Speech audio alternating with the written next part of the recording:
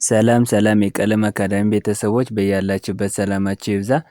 እዚህ ቻናል አማርኛ፣ እንግሊዝኛ፣ ሂሳብና የተለያዩ ትምህርቶችን የምናስተምርበት ቻናል ነው። ለቻናሉ አዲስ ከሆናችሁ ላይክ፣ ሼር፣ ሳብስክራይብ እያደረጋችሁ ጀምሩ። እንዲሁም ቤተሰብ ሁናችሁ ያላደረጋችሁ ካላችሁ ኖቲፊኬሽን እንዲደርስላችሁ ሳብስክራይብ ማድረግን እንዳትረሱ። በየትኛውም ዓለም በየትኛውም ቦታ በየትኛውም ጊዜና ሰዓት አማርኛ፣ እንግሊዝኛ፣ ሂሳብና የተለያዩ ትምህርቶችን ማወቅ ከፈለጋችሁ በአጭር ጊዜ ውስጥ በኢሞ፣ በቴሌግራም፣ በዋትሳፕ፣ በጎግል ሚት እንዲሁም በዙም እና በተለያዩ አማራጮች ከጀማሪ እስከ ከፍተኛ ያሉ ተማሪዎችን እያስተማርን እንገኛለን። ከሰኞ እስከ አርብ ባለው ጊዜ ሙሉ 24 ሰዓት ስለምናስተምር ከታች ባለው ስልክ ደውላችሁ በመመዝገብ መማር ትችላላችሁ። ዛሬ ይዤላችሁ የመጣሁት አረፍተ ነገርን ነው ማለት ነው። ዛሬ ይዤላችሁ የመጣሁት አረፍተ ነገርን እንዴት መመስረት እንደምንችል እንዴትስ ማንበብ እንደምንችል የምናይ ነው የሚሆነው ማለት ነው። ይህ ቪዲዮ በተለይ ቃላትን አውቃችሁ ቃላትን አንድ ላይ ያገናኛችሁ ማንበብ ላልጀመራችሁ ቃላትን አውቃችሁ ወደ አረፍተ ነገር እየሄዳችሁ ላላችሁ ተማሪዎች በጣም ይጠቅማችኋል። ቪዲዮውን ከጅማሬ እስከ ፍጻሜ አብራችሁኝ ቆዩ። ደብተርና እስክርቢቶ ይዛችሁ ተከታተሉኝ። እንግዲህ እዚህ ጋር የተለያዩ አረፍተ ነገሮች አሉ። እነዚህ አረፍተ ነገሮችን ቃላትን እያገናኘን እንዴት አረፍተ ነገር ማንበብ እንደምንችል በደንብ የምናይ ነው የሚሆነው። ስለዚህ እዚህ ጋር ምን ይላል? አለሚቱ ዛሬ ገበያ ሂዳ ነበር ይላል። በአረፍተ ነገር መልኩ ስናነበው ደግሞ አለሚቱ ዛሬ ገበያ ሂዳ ነበር ይላል። አለሚቱ ዛሬ ገበያ ሂዳ ነበር ይላል ማለት ነው። እንግዲህ ሙሉ ሀሳብን ስለሚያስተላልፍልን መጨረሻ ሊቀመጥ የሚችለው ስርዓተ ነጥቡ 4 ነጥብ ነው ማለት ነው። 4 ነጥብ ነው ማለት ነው። ሀሳቡ አልቆ ሙሉ ሀሳብን ስለሚያስተላልፍ ማለት ነው። እዚህ ጋር ስንመጣ ደግሞ አበበ በሶ በላ ይላል። ስለዚህ በአረፍተ ነገር መልኩ ስናነበው አበበ አንድ ቃል ነው፣ በሶ ሌላ ቃል ነው፣ በላ ሌላ ቃል ነው። ስለዚህ አረፍተ ነገር ስናደርገው አበበ በሶ በላ እንላለን ማለት ነው። አበበ በሶ በላ። እዚህ ጋር ትንሽ ጋፕ ያስፈልጋል። ስፔስ ወይም ጋፕ የምንለው ይሄ ትንሽ ክፍተት ቦታ ይፈልጋል። አንድ ቃልን ጽፈን ሌላ ቃልን ለመጻፍ ትንሽ ቦታ ያስፈልጋል ማለት ነው። ምክንያቱም አንድ ላይ ከተገናኘ አንድ ቃል መስሎ ስለሚታይ ያንን ደግሞ ለማንበብ ስለምንቸገር ማለት ነው። ስለዚህ አበበ የሚለው ብቻ አንድ ቃል ነው። በሶ የብቻ አንድ ቃል ነው። እዚህ ጋር ቦታ ክፍተት አለ። በላ ይላል። በላ ይላል ሌላ ቃል ነው። ስለዚህ አበበ በሶ በላ 4 ነጥብ። ኦኬ። እዚህ ጋር ስንመጣ ደግሞ ክላስ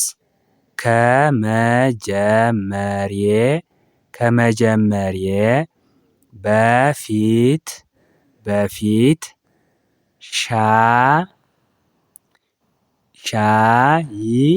ሻይ ወይም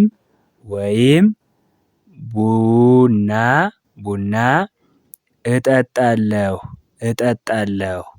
ኦኬ። ክላስ አንድ ቃል ነው። ከመጀመሪያ ሌላ ቃል ነው። በፊት ሌላ ቃል ነው። ሻይ አንድ ቃል ነው ወይም ሌላ ቃል ነው። ቡና አንድ ቃል ነው።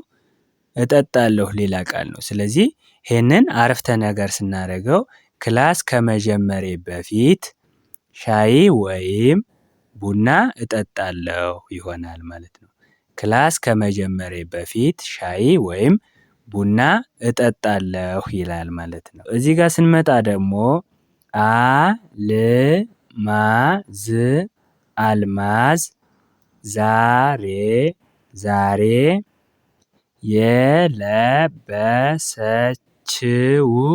የለበሰችው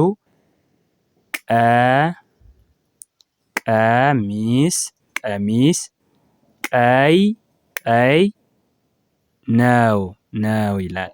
ኦኬ አልማዝ ዛሬ የለበሰችው ቀሚስ ቀይ ነው። ስለዚህ አረፍተ ነገር አድርገን ስናነበው አልማዝ ዛሬ የለበሰችው ቀሚስ ቀይ ነው ይሆናል ማለት ነው። ስለዚህ በፍጥነት ቃላትን መጥራት ነው የሚሆነው ማለት ነው። አረፍተ ነገር ስናደርገው በፍጥነት ቃላትን መጥራት ነው የሚሆነው። ቃልን ለመጥራት ፊደላትን በፍጥነት መጥራት ነው ብለናል። አረፍተ ነገር ለማንበብ ደግሞ ቃላትን በፍጥነት መጥራት ነው የሚሆነው ማለት ነው። አልማዝ ዛሬ የለበሰችው ቀሚስ ቀይ ነው ይሆናል ማለት ነው። ኦኬ እዚህ ጋር ስንመጣ ደግሞ ዛሬ ቀኑ በጣም ቀለል ያለ ነበር። ኦኬ አረፍተ ነገር ስናደርገው ዛሬ ቀኑ በጣም ቀለል ያለ ነበር። ዛሬ ቀኑ በጣም ቀለል ያለ ነበር ይሆናል ማለት ነው። 4 ነጥብ መጨረሻ ላይ ይገባል ማለት ነው። ውሃ መጠጣት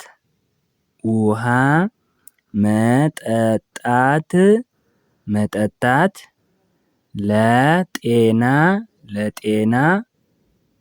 ጥሩ ነው። ውሃ መጠጣት ለጤና ጥሩ ነው። ውሃ መጠጣት ለጤና ጥሩ ነው ይላል ማለት ነው። ኦኬ እንግዲህ ቤተሰቦቼ እንደዚህ እያላችሁ እያደረጋችሁ ቀለል ያሉ አረፍተ ነገሮችን ማንበብና መጻፍ መለማመድ ይኖርባችኋል ማለት ነው። እነዚህ አረፍተ ነገሮችን ማንበብ መጻፍ ከለመዳችሁ በኋላ ወደ ፓራግራፍ ብትሄዱ ምንም አትቸገሩም ማለት ነው። ምክንያቱም ከቀላል ወደ ከባድ ነዋ ጉዟችን። ስለዚህ እዚህ ጋር አለሚቱ ዛሬ ገበያ ሄዳ ነበር። አበበ በሶ በላ። ክላስ ከመጀመሬ በፊት ሻይ ወይም ቡና እጠጣለሁ። አልማዝ ዛሬ የለበሰችው ቀሚስ ቀይ ነው። ዛሬ ቀኑ በጣም ቀለል ያለ ነበር። ውሃ መጠጣት ለጤና ጥሩ ነው። እነዚህን አረፍተ ነገሮችን ዛሬ በደንብ አይተናል። ስለዚህ እናንተ ሌሎች አረፍተ ነገሮችን እየጻፋችሁ እየተለማመዳችሁ መለማመድ ይኖርባችኋል ማለት ነው። በቀጣይ ክላስ እስከምንገናኝ ድረስ መልካም ቆይታ ይሁንልን።